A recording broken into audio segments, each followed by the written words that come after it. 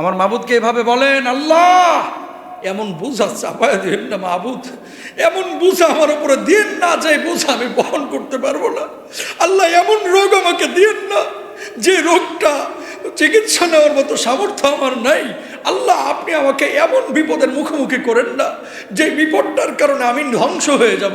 আল্লাহ আপনি তো অসুস্থ থেকে সুস্থতা পরিণত করেন।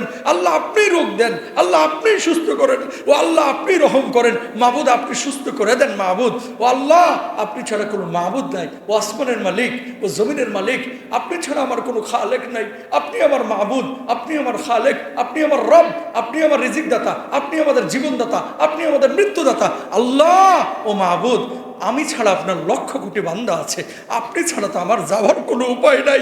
আমার বন্ধু একেবারে আপন ভাইয়ের মতো, আপনারা সকলেই চিনেন। এখানে ওই যে আরবি কাফেলা প্রোগ্রাম দেখেন, শেখ সাদিকুর রহমান আজহারি ভাই আর আমি করি।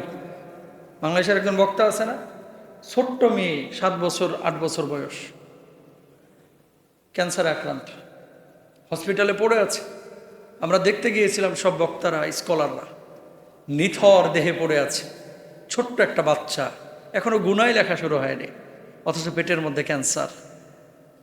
আল্লাহ সুস্থ করুন, সবাই বলে না আমেন। সাদিক ভাইকে আল্লাহ তাআলা ধৈর্য ধারণ করার তৌফিক দান করুন, বলে না আমেন। আল্লাহ যেন এই বাচ্চাটাকে, যদি আল্লাহ রাব্বুল আলামিন হায়াত রাখেন নসিবে, তাহলে যেন পূর্ণ শিফা দিয়ে দেন, বলে না আমেন। আর যদি নসিবে হায়াত না থাকে, আল্লাহ যেন এই বাপ মাকে ধৈর্য ধারণ করার তৌফিক দান করেন। এই বাচ্চাকে আল্লাহ নিলে যেন বাপ মাকে জান্নাতের ফয়সালা করে দেন, এবং জান্নাতে যেন আল্লাহ তাআলা আবার মিলনের ব্যবস্থা করে দেন, বলে না আমেন। কেন বলার উদ্দেশ্য আছে, এরকম অনেকেরই অসুস্থ বাচ্চা কাচ্চা এদিক সেদিকে আছে। যার অসুস্থ হয়েছে সে জানে যে কি প্যারা। কথা বলেন না কেন? বাপ মার কাছে এই পৃথিবীতে সবচাইতে দুর্বল পয়েন্ট হচ্ছে বাচ্চা, আর কোনো দুর্বল পয়েন্ট নাই। বউ এত দুর্বল পয়েন্ট না, বাপ মাও এত দুর্বল পয়েন্ট না। আপনার বাচ্চা আপনার কাছে যতটা দুর্বল। সত্য না মিথ্যা? সত্য। ছেলেটা অসুস্থ হলে কাজে মন বসে না।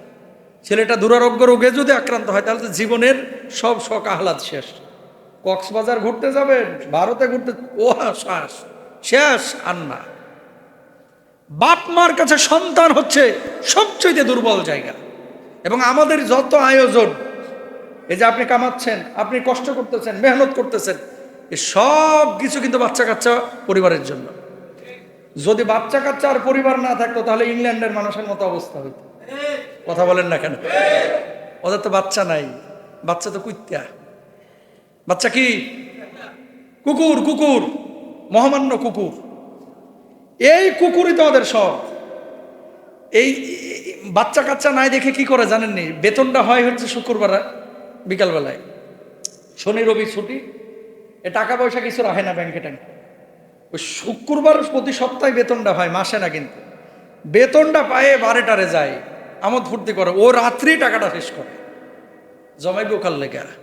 বাচ্চা নাই, বউ নাই, ফ্যামিলি নাই। ইসলাম কত সুন্দর দেখেন, নিজামটা আল্লাহ তাআলা এমন ভাবে তৈরি করে দিয়েছেন। আজকে যদি পরিবার না থাকতো, বাংলার মুসলমানদের অবস্থা ওদের মতো হইতো, এবং মনুষ্যত্ববোধ থাকতো না। কি করতো? এখন তো বাচ্চা কাচ্চারা সময় দেয়, ওপরে খুন খারাপি করে বেড়াইতো, নেশাগ্রস্ত হয়ে যাইত, ডিপ্রেশনে পড়ে যাইত। এর জন্য আল্লাহ তাআলা নিজামটা এইভাবে দিয়েছে। আল্লাহু আকবার বলেন। তাহলে অসুস্থ আপনাদের অনেকেরই কিন্তু আছে। সাদিক ভাইয়ের মতো নিজের আত্মীয় স্বজন অনেকে হসপিটালের বেডে কাতরাচ্ছে। সে মানুষটা মনে করছে পৃথিবীর বুকে সবচাইতে বড় বিপদে আমিই আছি। আসলে সবাই বিপদে নাই। সবার কাছে সবার মনে হয় যে আমার বিপদটা সবচাইতে বড়। মুমিন সে আল্লাহকে এই কথাই বলবে, আল্লাহ তুমি আমারে পরীক্ষা করতেছো মাহবুদ। ইউনুস নবীর মতো তো আমার এই মাছের পেটে ঢোকা দাও নাই। ও আল্লাহ তুমি তো আমার জিহ্বাটাকে আইয়ুব নবীর মতো ঘা করে দাও নাই। ও আল্লাহ ইউসুফ নবীর মতো তুমি তো আমার কূপে ফেলায় দাও নাই।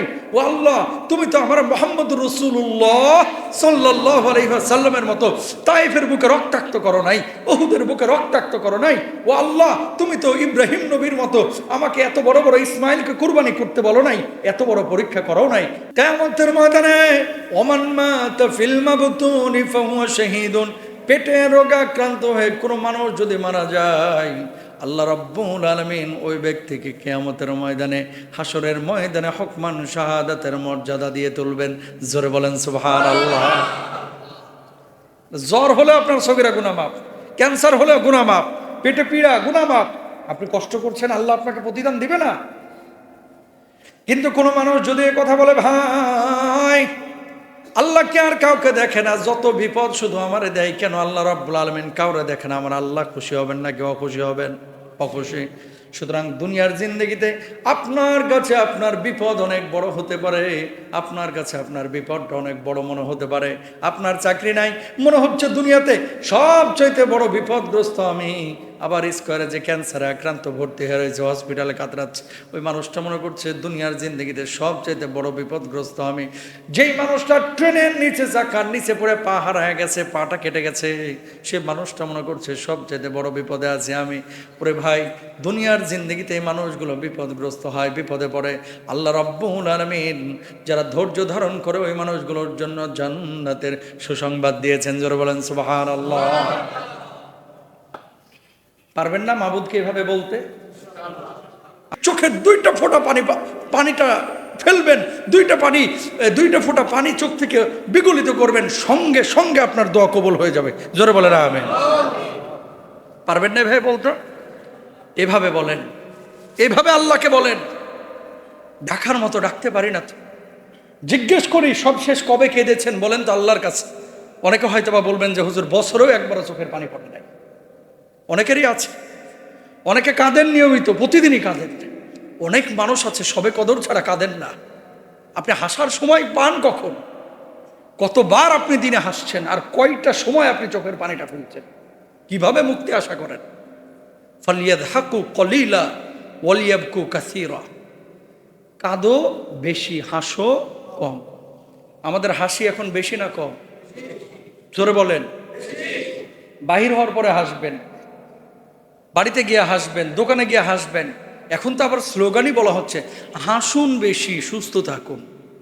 আমার আল্লাহ বলল কাঁদ বেশি, আর আমরা বলতেছি হাসো বেশি। না, কাঁদবো বেশি, হাসবো কম। ঠিক কিনা? তাহলে আল্লাহকে এভাবে বলেন। আর একটা কথা বলবেন, মাবুদ আমি তো নাদান, নাখান্দা, জাহেল, মূর্খ। ও আল্লাহ, কিভাবে আপনার কাছে চাইতে হয় সে ভাষা আমার জানা নাই। আল্লাহ গো, আমি যা চাই কোনটা আমার জন্য কল্যাণকর, কোনটা অকল্যাণকর এ আমি বুঝি না। আল্লাহ যেটা আমার জন্য কল্যাণকর সেটাই আমারে দান করেন। যেটা আমার জন্য অকল্যাণকর, আল্লাহ শতদিন কান্নাকাটি করলো, আল্লাহ আপনি আমরা সেটা দিয়েন না। সুবহানাল্লাহ। বুঝেন নাই কথা? যে আল্লাহ যেটা আমার জন্য কল্যাণকর সেটাই দেন, যেটা আমার জন্য কল্যাণকর না সেটা আপনি যতই আমি চাই না কেন। কিছুদিন আগে একটা উদাহরণ দিয়েছিলাম যে বাচ্চা ঘরের ভেতর থেকে দরজা লাগাইতে যাচ্ছে, কাঠের খিল আগের দরজাগুলা, বা লক করতে যাচ্ছে। বাচ্চার বয়স 4 বছর। আপনি জানেন ঘরের ভেতর থেকে যদি লকটা করে দেয় ও কিন্তু আর খুলতে পারবে না। তখন বাবা হিসাবে, মা হিসাবে আপনাকে কি করতে হবে?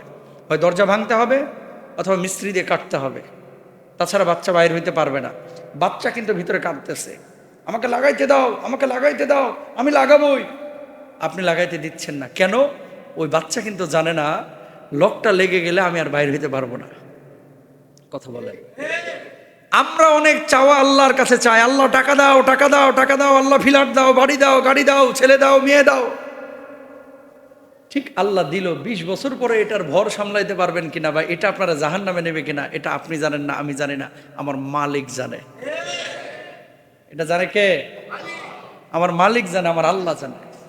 এই জন্য আমার মালিকের উপরই ছেড়ে দেন না, যে মালিক যেটা আমার জন্য কল্যাণকর আপনি সেটাই দিন, যেটা আমার জন্য অকল্যাণকর এটা আমরা দিয়েন না। যতই আমি চাই আমরা দিয়েন না।